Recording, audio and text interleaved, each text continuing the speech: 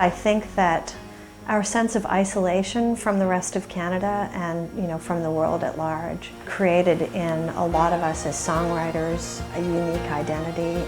But it's colored with a kind of emotional intelligence that comes from being a person who's stuck on the eastern end of Canada, battling it out against the North Atlantic in relative isolation year after year.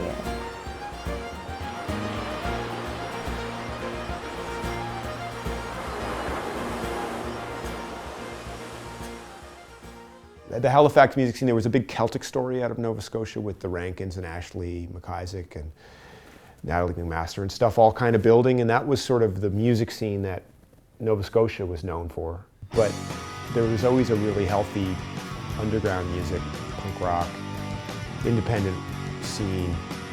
And that was what drew me to it, was playing music socially with my friends.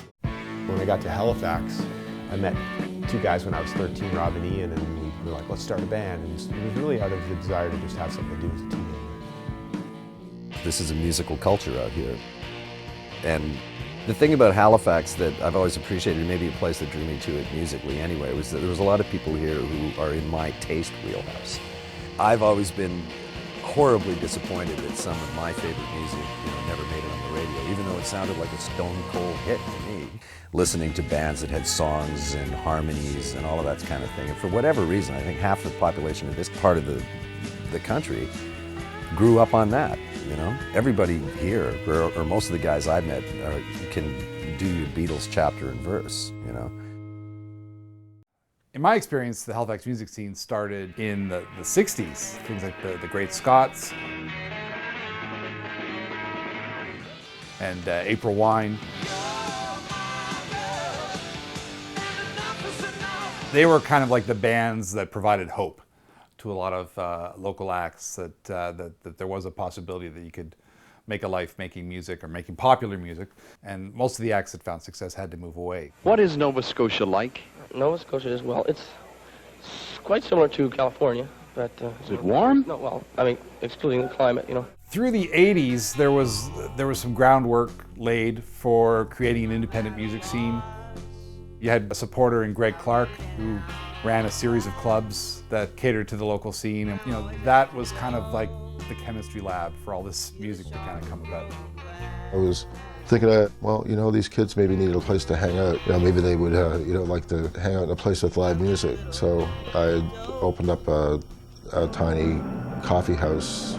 It was an unlicensed place called the Club Flamingo. That worked out pretty good, and it became known as, the hangout for, I guess, the alternative punk scene. It became apparent that if you wanted to stay in the entertainment business, that you're going to have liquor.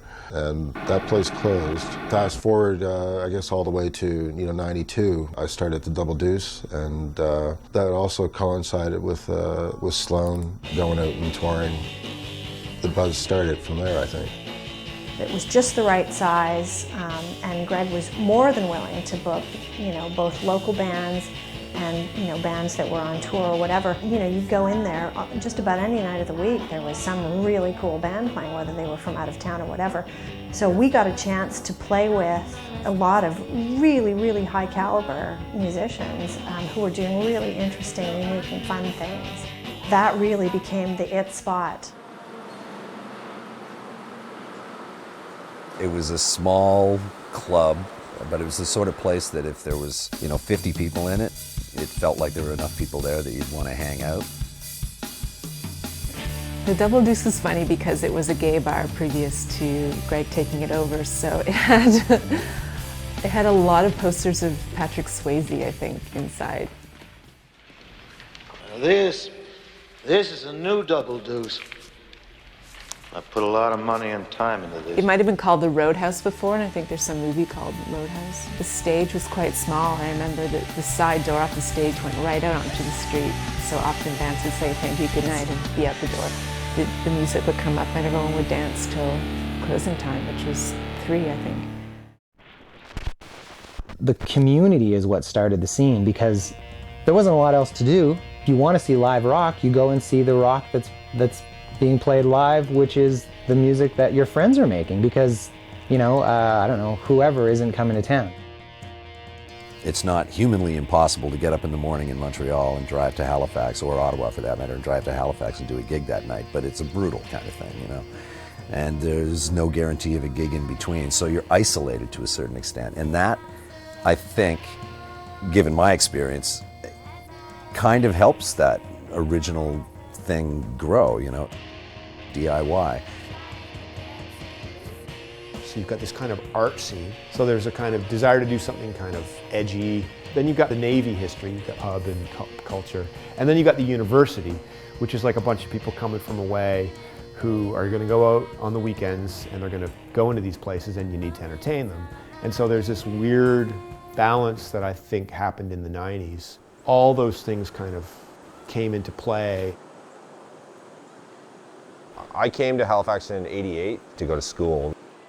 CKDU, I mean, we were allowed to go there and tape things in the library. Like I could go there and go to the record library and tape stuff.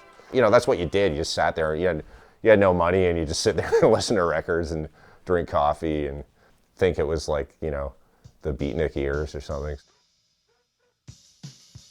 In Canada, campus radio differentiates itself from commercial radio by defining itself as what commercial radio isn't. So we're always looking for new sounds, new cities with interesting independent bands. And it just happened that everything happened kind of all at once in Halifax and really took the country by storm. We were playing punk rock before any station would touch it, hip hop and metal. All of this got its start on stations like CKDU. We're also the only station that has ever consistently played local artists. CKDU was the key. CKDU going FM in 1984 and broadcasting local music a lot more than 2 or 3% was the essential ingredient to launching the local music scene because it helped create the cohesiveness that was absolutely lacking in the community prior to that. Cassettes, people would record their demos into a ghetto blaster on a 4-track or whatever and run them over to CKDU, and they'd chart to #1 on CKDU all the time. And so I think CKDU played a really important role in developing the music scene. And this was at a time where there was no alternative weekly paper and very little coverage in the Herald and the Daily News. It was the main source of finding out about local music. There used to be this event called Lawn Jam, free bands playing in front of the Architecture Building on Spring Garden Road, and CKDU would put it on. Sloan was the band that got me into local music. They were second on a bill of 5. That was 89 or 90, 4th gig they've ever played. And Chris had actually told me they were going to do Kiss covers, and they came and played original music.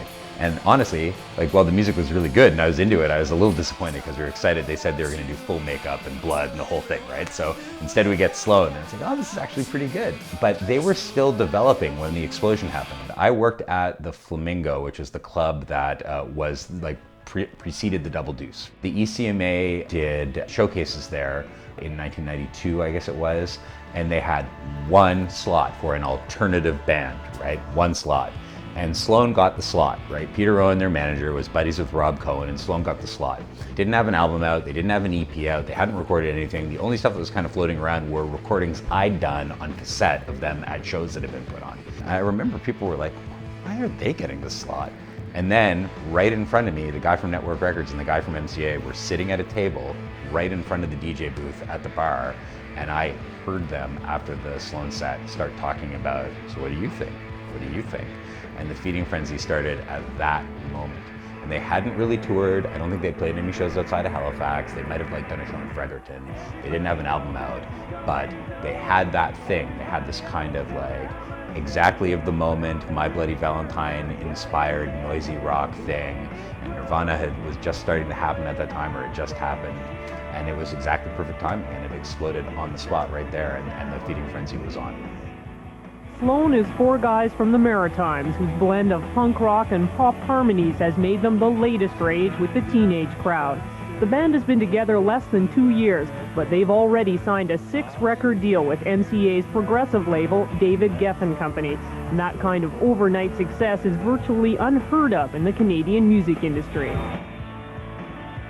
At the time, I think everyone knew that Sloan was going to be the breakout band. They broke out before anyone ever thought anyone was going to break out.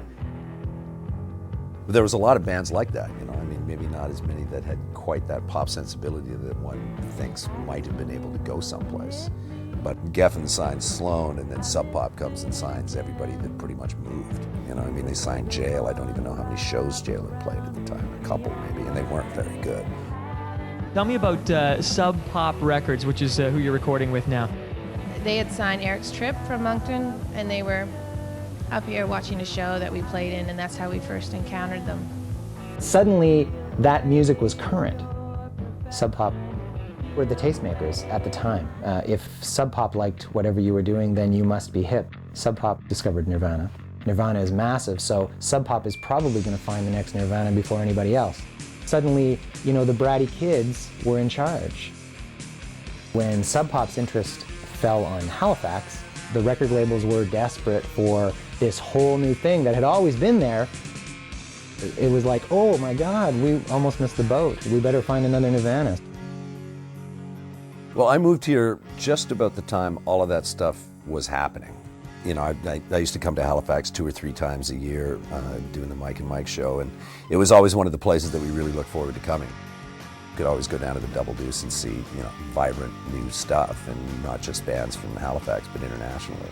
You could definitely tell that there was something going on here. It was about that time that stuff, you know, coincidence or not, you know, there was a lot of stuff here that was suddenly important enough to Much, because, you know, Much, God love them, you know, are not necessarily interested in a hell of a lot that isn't going on in downtown Toronto, or something that they don't have to work to reach out to grab.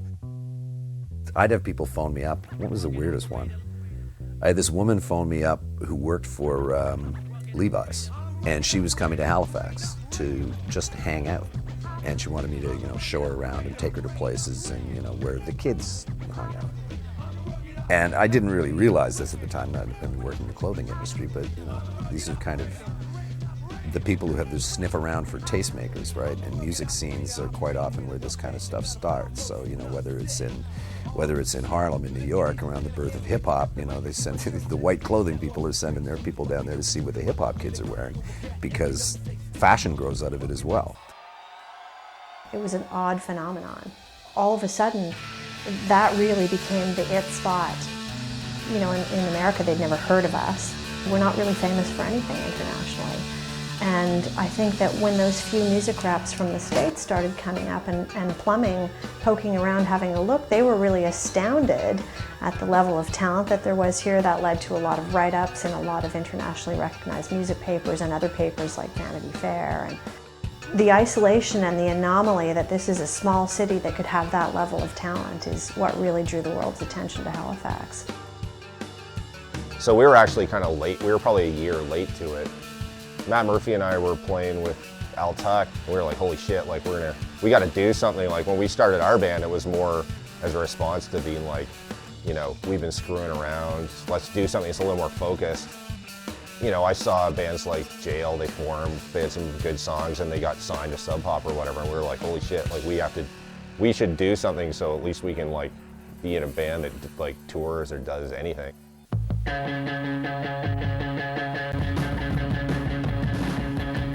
When the Super Friends started, the idea of touring at all seemed inconceivable.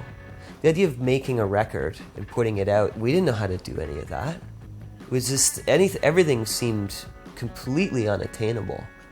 And but bands that came before you who did it with less support than we were given made it seem like, well, look, now those guys went on tour. How did those guys go on tour when they didn't have a record? They had a tape. Then all the bands get signed and they start to tour not only Canada but US and Europe, and you realize, well, wait, it's possible maybe we could tour US a bit. Maybe someone will give us some money to support our music. So why couldn't Halifax be the next Seattle, you know, like where there's all this musical talent, and we'll just come in and strip mine it, get all this stuff out of there, ruin the environment and bugger off. And maybe that's what happened to a certain extent. The funny thing about it is, is that you mentioned that kind of line. That was like a huge in-joke to everybody in the scene here. Oh yeah, the new Seattle. Well, duh. No, it isn't. It's not going to be. And if people think it is going to be, they're they're delusional or something. All of a sudden, there's all this attention. Everybody, myself included, who managed a band, was expecting to get a major label international deal. And the fact that we got 4 or 5 of them in the space of 18 months is amazing. There aren't 6 or 7 international signings out of Canada a year. The change was immediate. People were definitely looking at it from a different angle than when it was just a community effort. It gave us the opportunity to be able to tour, and we were lucky. We did get a lot of opportunities that we wouldn't have gotten otherwise. And when our last drummer who joined our band, Lonnie James, he was originally from Calgary, and he'd been in a ton of bands, right? He used to say to us all the time, "You guys are getting opportunities that you don't really know how lucky you are." And in retrospect, we were really lucky. I'm not going to try to imitate his voice because it's something. LJTV, see? My most surreal experience was when early on in our career in 1992 we opened for Sonic Youth. I mean, Eric's Trip is a Sonic Youth song title. And then all of a sudden we were opening for them. I don't want to speak for the guys, but I know that we were all really excited to go to that. Was like our first show in Toronto, and it was in front of 3,000 people, and that was pretty surreal to me.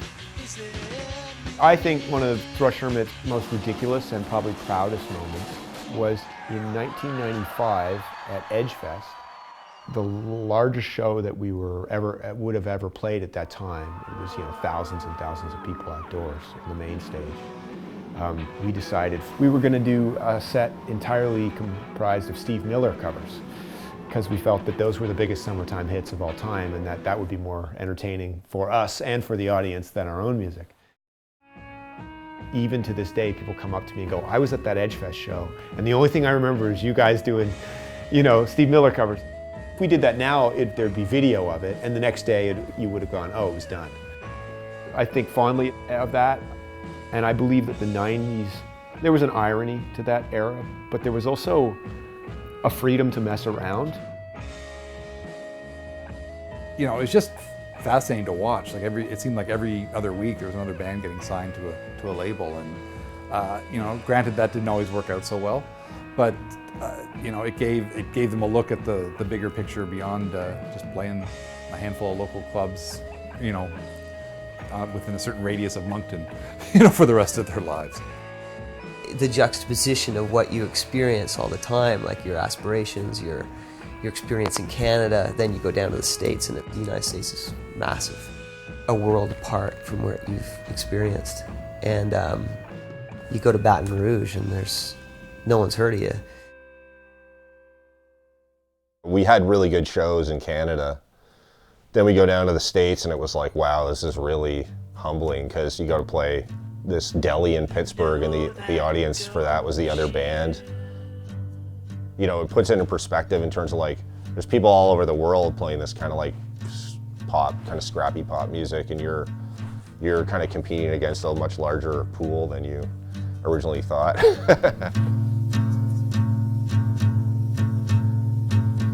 We all know how difficult it is to make a go of it from any geographical point, whether it's Vancouver or Toronto or anything else. And there's also a certain thing about youthful exuberance that carries people along. But a lot of bands just don't, have got a shelf life of a certain number of years, especially if you haven't been able to make it up to that next rung on the ladder where you can now comfortably manage to make a living doing what you're doing without worrying about the whole thing completely coming down around your ears and suddenly being stuck at 30 years old without a career or a job or anything else, and now what am I going to do kind of thing.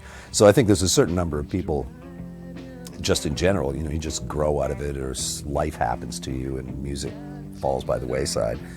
And this next song is called Shoot the Scoop.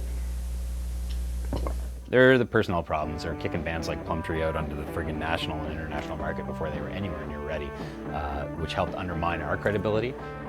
But the world turned against guitar music in 95, 96 and got into pop, right? And the Backstreet Boys and the Spice Girls came on the scene, and Sub Pop around that time closed their New England office, which is where the East Coast stuff was all run out of. And that was all an industry response to the change in what people wanted to consume.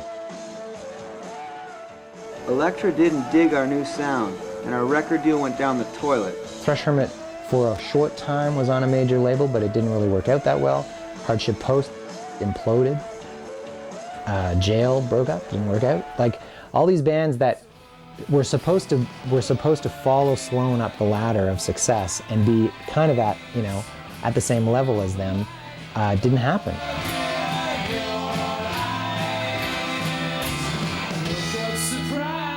At a certain point, you start to doubt yourself, you know, like, well, I think we're making great music here, but, you know, we're not selling records and people don't seem to be that interested in coming out to us, and maybe I suck and maybe I don't have what it takes. And if you don't leave here, then that's what's going to happen. You know, the other move is to literally move. You know, you get out of Halifax, put yourself in a place that's got a lot more stuff going on, like a Toronto, jump back in it.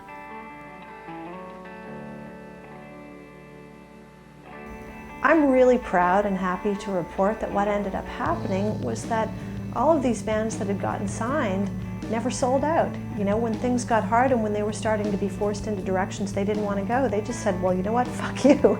We're going home to play music because that's what we love to do. And also, frankly, you know, after a couple of years of the whole signing and touring, a lot of people were tired. A lot of really key players in town got really tired because they'd been on the road and they were growing older, myself included, and feeling like, you know, I don't really know that I want to spend my 30s, you know, sleeping in a basement in Hamilton somewhere, you know, or like, you know, stuck on the side of the road in Northern Ontario with my busted down van. People got kind of fried. And I think it's natural in any phenomenon that there's a period of growth and explosion, and then things just kind of wane a little bit because people need to take a break. And when that happens, you suddenly find yourself again in a position of kind of a little bit of adversity because nobody's paying attention to you, the support's not there, the magic is gone a little bit. And what that means is you've got to go back to the drawing board and do what you do best, which hopefully is write good songs. Halifax didn't really have the infrastructure to support something that was going to be like a global scene on that kind of level. You know, if you're going to record a world-class album, it's going to be really hard to do it in a bedroom. And, you know, of course, that requires money. And, you know, when those records don't meet expectations, you know, the bubble gets popped pretty quickly. You know, it went back to kind of being the cottage industry that for the most part, it continues to be.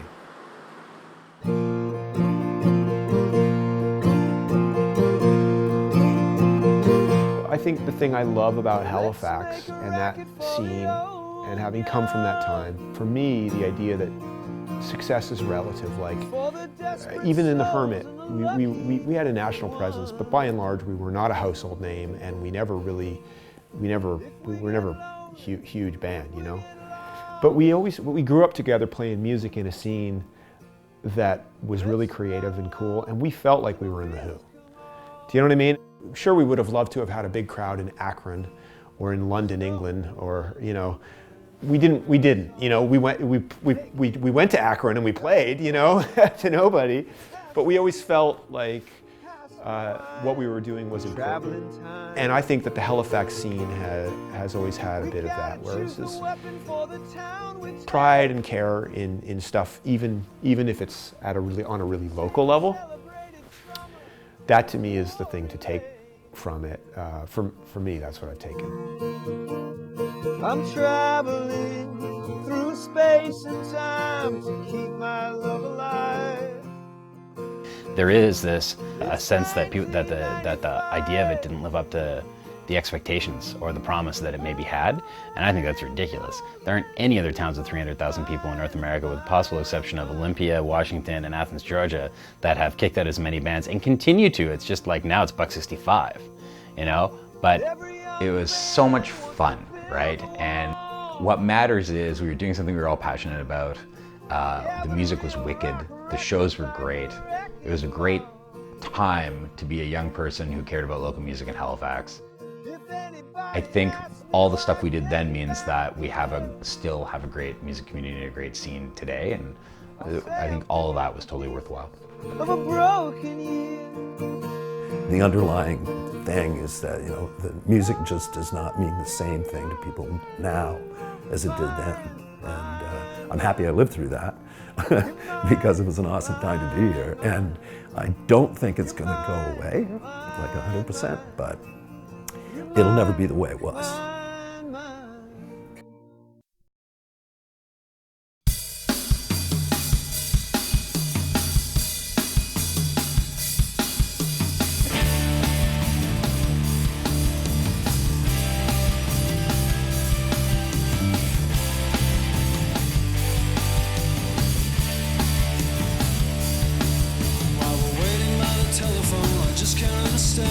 I'm sure someday we'll hear the news, it doesn't matter when, 'cause nothing's so important that you should waste your time. Everyone's accounted for till the moment that they die.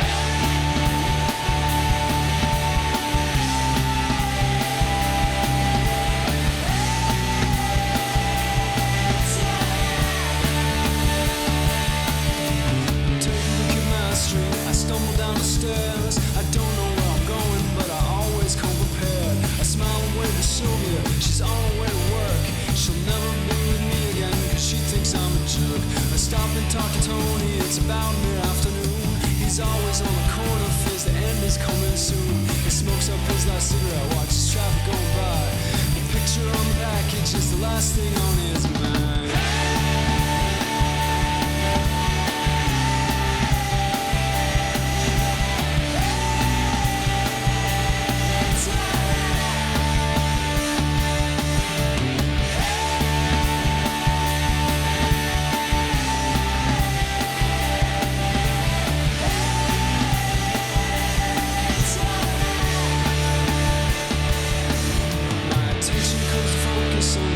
Bright brown eyes staring across the counter as they grab me by surprise.